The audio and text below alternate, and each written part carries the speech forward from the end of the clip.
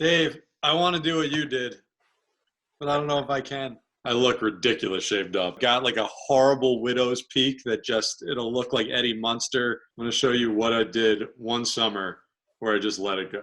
What do you think of that guy? Oh, I've seen that guy. Wow. That looks fake. See, but he looks like a male model. Like, that's ridiculous. Look at that. Is that even Look at you? that stud.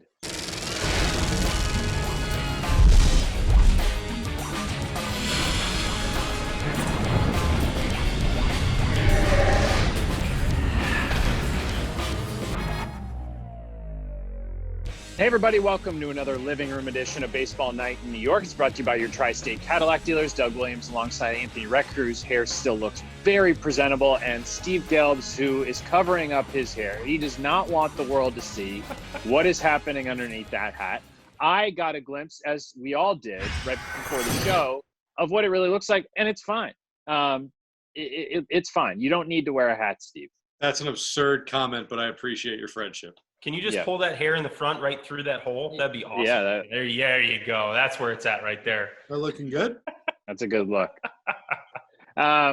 So as we talked about in our tease for today's show, we're going to do two topics today, but we want to start with Seth Lugo because, Steve, you've covered him in recent months and years. You know better than anybody how badly he wants to be a starting pitcher.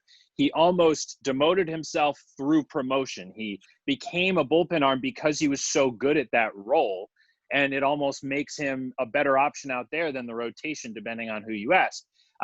Would you consider the Noah Syndergaard Tommy John surgery to be a reason to put him back into the rotation?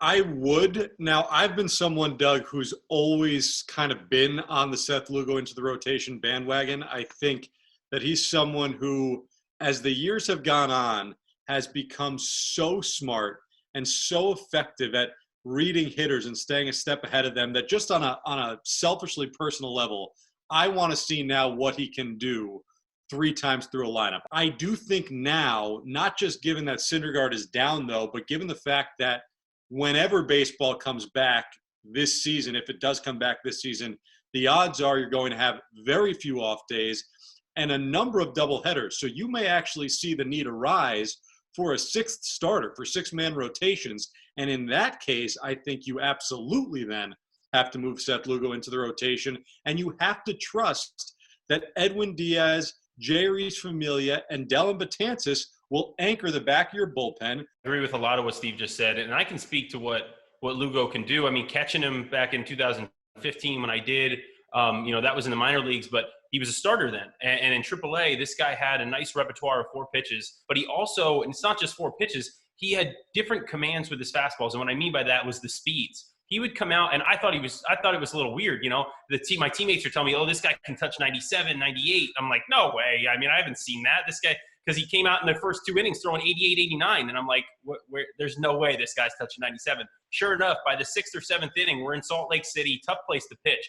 He starts pumping in some 96 and 97 mile an hour 4-seamers. I'm like, where has this been all game? He is someone who is constantly evolving and tinkering. He actually told me, and don't push me on this because I can't reveal it. I promised him I wouldn't. But he told me at the end of last season that he sat down on a bus ride from New York to Philadelphia as the Mets were going to play in Philly and wrote out the different variations of every pitch that he throws to come up with how many different pitches he actually has in his repertoire. And the number was through the roof. He said that I couldn't reveal it unless he was a starter and then he was throwing all those different pitches. I think both of you can lend a very unique perspective to this conversation. Wilmer Flores, and what exactly makes him or made him such a fan favorite in a Mets uniform? So, Anthony, it never seemed to be about his production. What do you think it was that made him such a fan favorite when he was in a Mets uniform? Well, I can tell you that in the clubhouse, the guys loved him. I mean, every one of his teammates loved this guy, and it's because he was that soft-spoken guy. He went out there, he did his work. He had obviously some talent. He was able to put it together out there at times. He wasn't the most physically gifted. He's not out there running, three threes down the line, or he's one of the stealing a bunch of slowest bases. One of the slowest base runners I've ever seen. Absolutely. I used to make fun of him all the time and tell him I'd smoke him in a race, but that's beside the point. I mean, but the guy, I mean, he worked with what he had. He was very soft-spoken. He always did the right things, said the right things, and the fans just end up, after a long period of time, they end up appreciating a guy like that, the guy that can do that.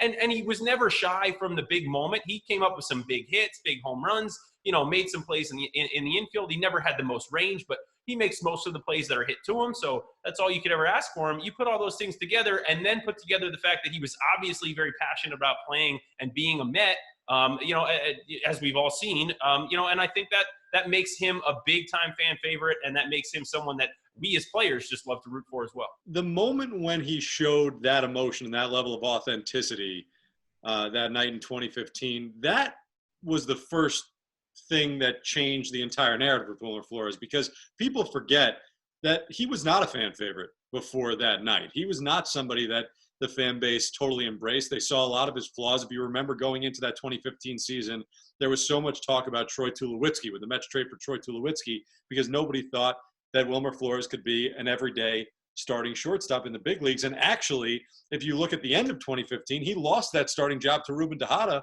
before coming back after Tejada broke his leg. So that part of the story gets lost sometimes. But that night, when he showed that emotion, when he cried, it turned the fan base, at least temporarily. What sustained, in my mind, though, the love of Wilmer Flores were the moments. He had, I believe it was 10 walk-offs in his career with the Mets, the most of anyone in Mets history. And so, you talk about 1, 2, maybe 3 big moments, but to have that number of moments in that short a period of time, that's what really sustained Wilmer Flores and, and made him a cult hero for the rest of time. Well, Steve, we can see you getting choked up just talking about Wilmer Flores. Really, it's okay. Time now for the walk-off. I'm curious about both of your perspectives here. I'm going to start with you, Steve, because I think you will have a less impressive answer, no offense, than Anthony. Most impressive thing, though, that you've cooked during this period of time? You are so wrong. I am a Renaissance man, an absolute Renaissance man. Okay, let's hear it.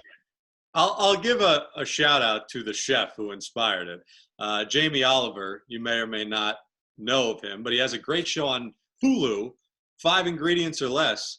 And I cooked his gnarly peanut chicken last night, which is a grilled chicken with a peanut sauce that involves chopping up red chili peppers, squeezing out some limes, grating lime zest, putting it all together.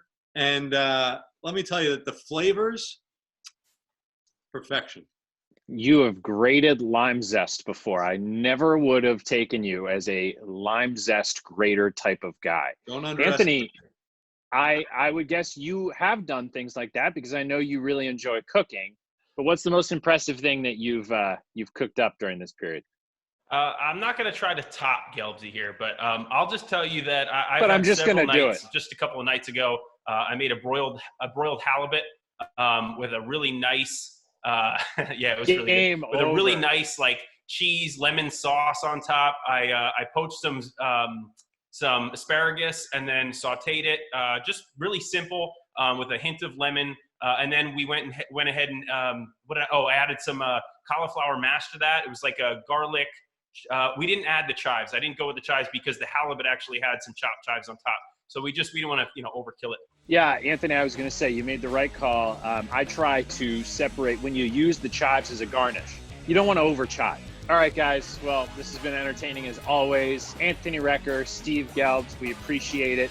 This has been another living room edition of Baseball Night in New York, brought to you by your Tri-State Cadillac dealers. Thanks for watching, everybody. We'll see you tomorrow.